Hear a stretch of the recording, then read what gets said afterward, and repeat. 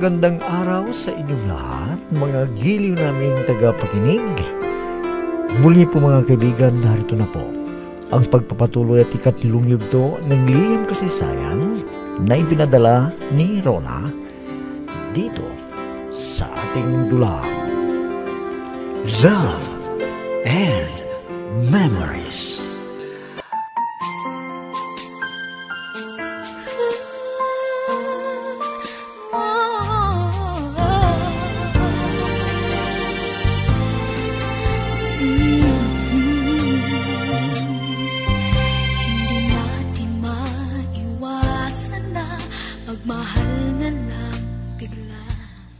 Nag-alala sina inay at itay nang gabihin ako sa uwi at suunduin sana ako, pero dumating na ako at nakita nila na may naghatid sa akin. Tinanong ni inay sa akin kung sinong naghatid at sinabi kong kaklase ko. At nang matapos ng graduation ko, nalungkot ako dahil hindi ko na makikita ang ibang kaibigan namin. Kaya pumunta ako sa mall at di naman ako masamahan ni Belia.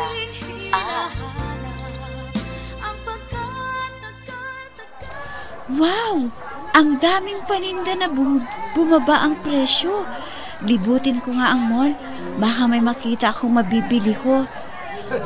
Sayang, wala akong yung nasa banda ron. Baka may makita ko na pwedeng bilhin ko. Teka, yung lalaking yun, parang ang bigat ng problema. Baka iniwan siya ng nobya o kaya'y may asawa. Hindi ko na lang papansinin. Hindi ko naman siya kilala. Miss, sandali lang. Ha? Gusto kong may makausap kasi, kaya pwede bang istorbo kita kahit sandali lang? Sige po. Kailangan mo ng tulong? Sige, tutulungan kita. Baka sakaling matulungan kita. Gusto ko lang kasi may makausap eh. Para naman kahit paano gumawa ng nararamdaman ko ngayon. Kasi parang ang bigat ng dinadala ko eh. Maupo na tayo sandali doon. Sige. Ano bang pangalan mo? Ako po si Rona. Nagwi-window shopping dito sa mall. Boring din ako sa bahay eh. Mukhang mabait at macho. Gwapo. Bakit ganito ang aking nararamdaman? Anong ibig sabihin nito? Biglang kumakabog ang aking dibdib. Miss, salamat po nga sa'yo ha. Dahil ikaw lang kumausap sa akin dito. Sana gusto kong ikwento yung sakit na nararamdaman ko ngayon. Kung hindi lang nakaka-istorbo sa'yo sa pupuntahan mo. Hindi naman. O sige, sabihin mo na. At makikinig ako sa'yo. Pero, hindi kita kayang payuhan dahil high school graduate lang ako.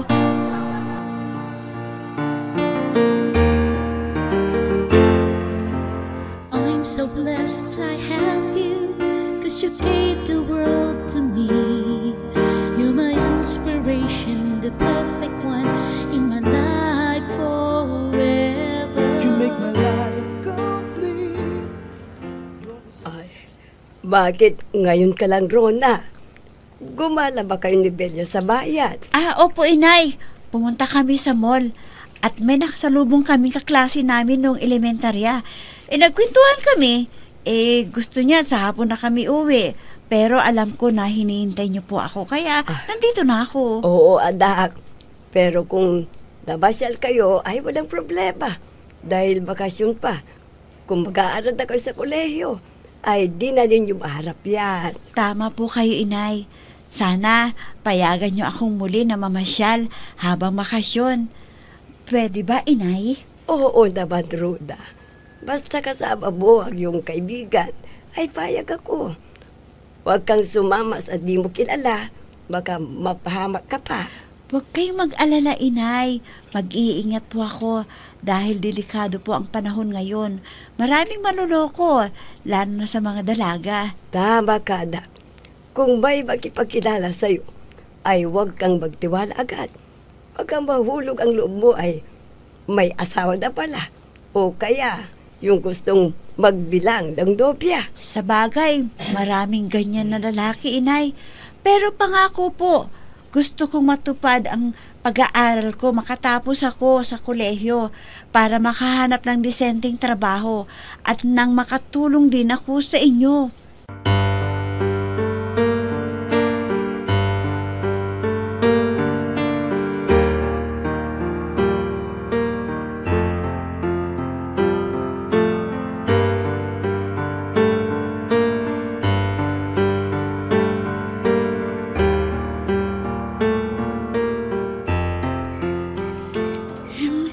Hindi pa ako dalawin ng antok. Naalala ko pang mga sinabi ni Henry. Kawawa naman yung tao. Hindi naman pinagbibigyan ng nobya niya ang kanyang gusto. Mas mahal pa daw ang trabaho kaysa kay Henry. Ang swerte naman ng babaeng yun. Gusto na siyang pakasalan, pero umayaw pa. Papaano kung iiwanan siya ni Henry? Baka maghahabol pa yun. Sayang, may nobya na pala si Henry. Parang siya yung type ko na lalaki. Pero hindi naman pwede. Kailangan ko pa kasing makatapos sa aking pag-aaral. Kaya, huwag ko munang isipin ang tungkol sa Henry na yun. Uunahin ko muna ang magandang kinabukasan ko para hindi naman masayang ang gastos ni na inay at itay sa aking pag-aaral. At magiging masaya sila pag natupad ko ang aking pangarap.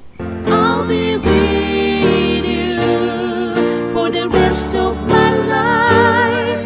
From the bottom of my heart I will.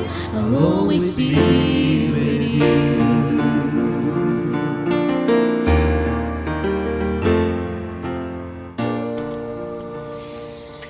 Miriam, gusto ko sanang imbitahan ka pero may dala kang bag.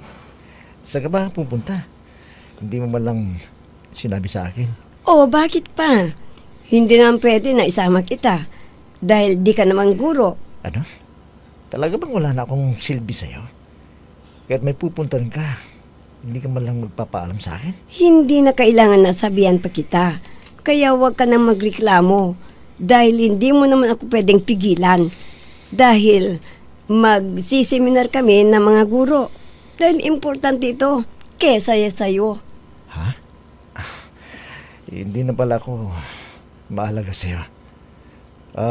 Mas mabuti mo siguro sabihin mo sa akin ang totoo. Para alam ko lang gagawin ko. Ano, Miriam? Hindi naman sa ganun, Henry. Pasensya ka na. Nabigla lang ako sa sinabi ko sa iyo. Dahil nagmamadali na ako. Pero di mo naman ako naiintindihan. Ang ibig mong sabihin, ako lagi ang magpapalaya. Kung anong gusto mo, gagawin mo. Ikaw kasi nakikipagtalo ka pa. Sinabi ko na huwag mo muna akong istorbohin. Pero pinipilit mo pa ang iyong gusto sa akin. Ay, kay bahala ka kung anong iisipin mo. Basta huwag mo muna akong kausapin. Naintindihan mo? Sige, kung yan ang gusto mo. Pero huwag mo akong sisisihin kung magkahanap na ako ng iba. Dahil halata ko naman na wala ka ng pagmamahal sa akin.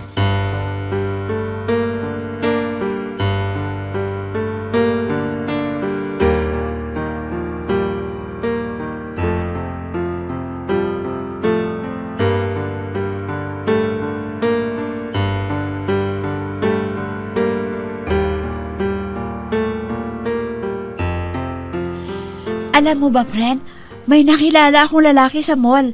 Ang gwapo niya at ang macho at may trabaho pa. Pero 25 years old lang siya. Pero problema niya ang kanyang nobya.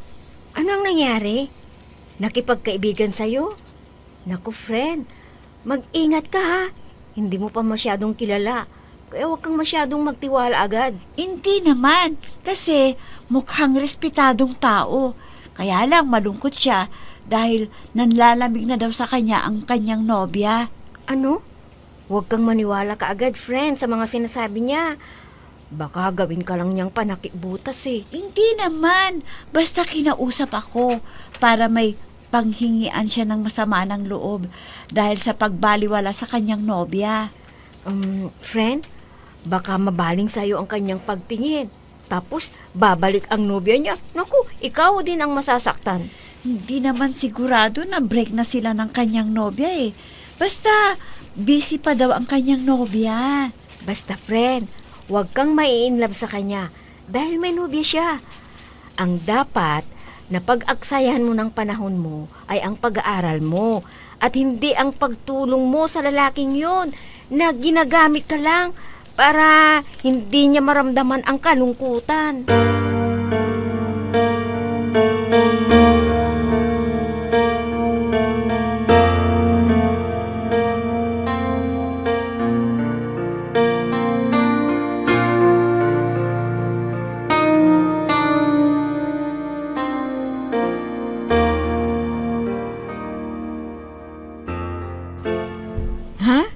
Jewel, ikaw pala. Kailan ka pa dumating? Kagabi lang. Pwede mo ba akong tulungan? Gusto ko sanang makausap si Rona. Oo, Jewel. Sige, pumasok ka muna dito sa loob at maupo ka. Alam mo, magkaklase kami ni Rona at may bakante kaming oras kaya pwede mo siyang kausapin bukas. Okay, Belia. Gusto kong surprisahin si Rona eh. Kaya huwag mo nang sasabihin. Basta bukas, sasabihin mo kung saan ko siya makikita at kumuha ka ng paraan at iwanan mo siya. Sige, bahala ka para makausap mo siya. Alam ko na na-miss mo siya. Hindi ka raw nagpaalam sa kanya eh. Oo nga eh. Pero ipapaliwanag ko na lang sa kanya bukas pag nagkita na kami. Nako, sigurado na marami kayong pagkukwentuhan. Kaya lalayo ako sa inyo para makapag-solo kayong dalawa at hindi ako istorbo. Salamat sa iyo, Belia. Talagang ikaw na ang matalik na kaibigan ni Rona na matulungin. Sana huwag mo siyang pabayaan ha. Dahil malayo ako sa kanya. At pagbutihin ninyo ang inyong pag-aaral para makatapos kayong dalawa. Siyempre naman. Dahil ang makatapos kami ng aming pag-aaral ang inaasahan ng aming mga magulang para makaahon kami sa hirap ng buhay. Totoo yan, Belia. Sige, alis na ako. Maka-estorbo pa ako sa iyong gawain dito sa bahay. Bukas na lang tayo magkikita-kita ni Rona. Nako, sigurado na matutuwa si Rona pag nagkita kayo bukas. Kaya dapat mag-blow out ka.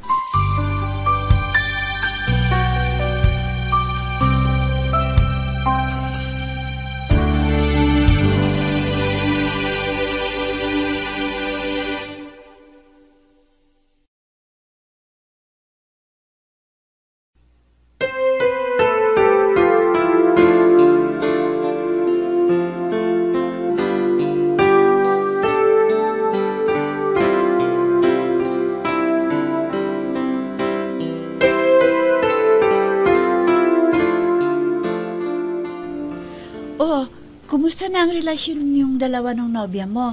Hindi mo na ba siya susuyuin para magkaunawaan kayong muli? Huwag na. Hindi ko aaksayin ng oras ko sa babaeng wala naman siyang pagmamahal sa akin. Sarili lamang niya mahal niya eh. Wala siyang pakialam sa akin kahit nasasaktan ako. Baka nasabi lang niya yun dahil pagod siya. Dapat unawain mo siya, yung kalagayan niya dahil sa kanyang trabaho, hindi ba? Lahat ng pagpapasensya, ginawa ko na, inunawa ko na. Inunawa kong damdamin niya. Pero wala pa rin eh. Baliwala ako sa kanya. Ano bang plano mo ngayon? Kailangan na ipakita mo sa kanya na kaya mo siyang palitan kahit ilang nobya. Oo, Rona. Yan talagang gagawin ko. Kaya, tulungan mo sana ako. Pwede bang magpanggap ka na ikaw yung pinalik ko sa kanya? Magpakita lang tayo kung ano yung masasabi niya na pinalitan ko na siya. Ha? Hindi ba nakakatakot yung iniisip mo baka sabunutan niya ako o kaya sampalin. Hindi problema yan. Kaya kitang ipagtampol naman sa kanya eh. Hindi kanya maaaring sakdan. Akong bahala sa kanya. Kaya, sana, iimbitahan kita dun sa dati naming kinakainan para makita niya na may kasama ko at kapalit na siya. Minsan ng isang simpleng ngiti ay mayroong dala, isang tapat na hangarin at pangakong dakila. Hindi man ito pinapansin, minsa'y Ang tagal naman ni Belia. Ang sabi niya, magpunta lang siya sa restroom. Sana sumama na ako sa kanya kaysa naghihintay ako ditong mag-isa. Hi, Rona. Kumusta ka na? Ha? Nakalimutan mo na ba ako? Ikaw pala, Joel. Buti naman at nagpakita ka sa akin. Ang daya mo, ha? Umalis ka na hindi ka man lang nagpaalam sa akin. Kuwan kasi, Rona. Bigla ng aming pag-alis at gabi pa. Kaya pinilit ko na umuwi para magkausap tayo. Sana huwag ka nang magtampo sa akin. O ano pang magagawa ko? Nagpaliwanag ka na. Kaya wala nang problema. Naiintindihan na kita. Salamat, Rona, ha? At may sorpresa ako sa'yo. Gaya ng pangako ko. Ito yung cellphone para matawagan kita at makausap. Talaga? Tinupad mo ang pangako mo, ha? Salamat sa'yo. Magagamit ko ito sa aking pag-aaral. Mabuti naman kung matutulungan ka para hindi ka na magpunta sa computer shop para mag-research. Teka. Baka naman nagtipid ka para makabili ka lang ng cellphone ko. Hindi naman, Rona. Dahil malaki-laki naman ang allowance na ibinibigay ng uncle ko. Kaya may natitira. Sa ibang araw tayo mamamasyal. Dahil bukas ay may importante akong lalakarin. I'll be with you for the rest of my life. From the bottom of my heart I will. I'll always be with you.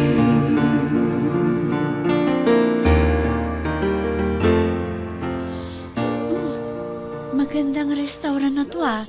Siguro, mahal ang pagkain dito, ano? Hindi naman. Kaya ko pang bayaran. Kaya huwag kang mag-alala. Hindi ka magugas ng pinggan dito. Ikaw, ha? Lagi ka na lang nagbibiro para yatang nakakahiya na kumain dito. At saka, malamig ang lugar na to. Oo. Pero hindi bale. May binibigyan man sila mainit na sabaw eh. Para hindi ka lamigin. At gaganahan ka pang kumain. Sige na, Rona. Pumili ka na ng gusto mo sa menu. Ha? Ikaw na lang. Dahil hindi ko alam eh. Kasi ngayon lang ako kakain sa ganitong lugar. Sige. Ako na lang yung bahalang pipili na sa ating kakainin. Yung pangimagas. Ano bang gusto mo? Ice cream? Salad o... Sige, pili ka. Anong gusto mo?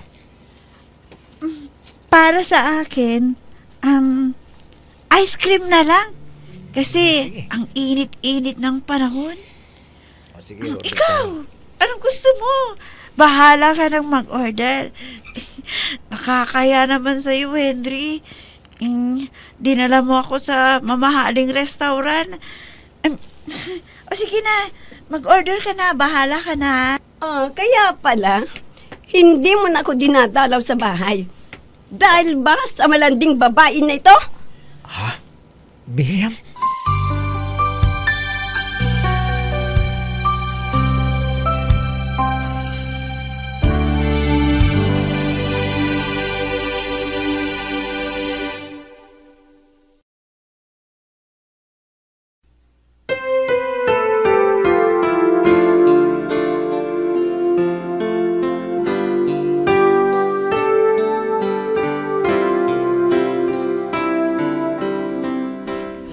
Ano kaya ang mangyayari sa tagpong yun? Mga kaibigan, huwag ninyong kaligtaang subaybayan ang pagpapatuloy at ika-4 na yugto ng liham kasaysayan na ipinadala ni Rona dito sa ating dulang Love and Memories. Mga nagbibigay buhay sa ating dula ay sina Mayra Abrihal Narnola, Susan Malikdem, Robert de Guzman, Yehuda Ismael, Eva Alcoriza, Jun Cabato, Ami Diaz, at si Oscar Ora. Technical supervision at musika ni Oscar Ora. Nilapatan ng tunog ni Robert de Guzman. Mula sa panulat at direksyon ni Ami Diaz. Love and Memories. Inihahandog sa inyo ng F3 Recording Studio para sa Pambansang Radyo ng Pilipinas, Bombo Radio, Philippines.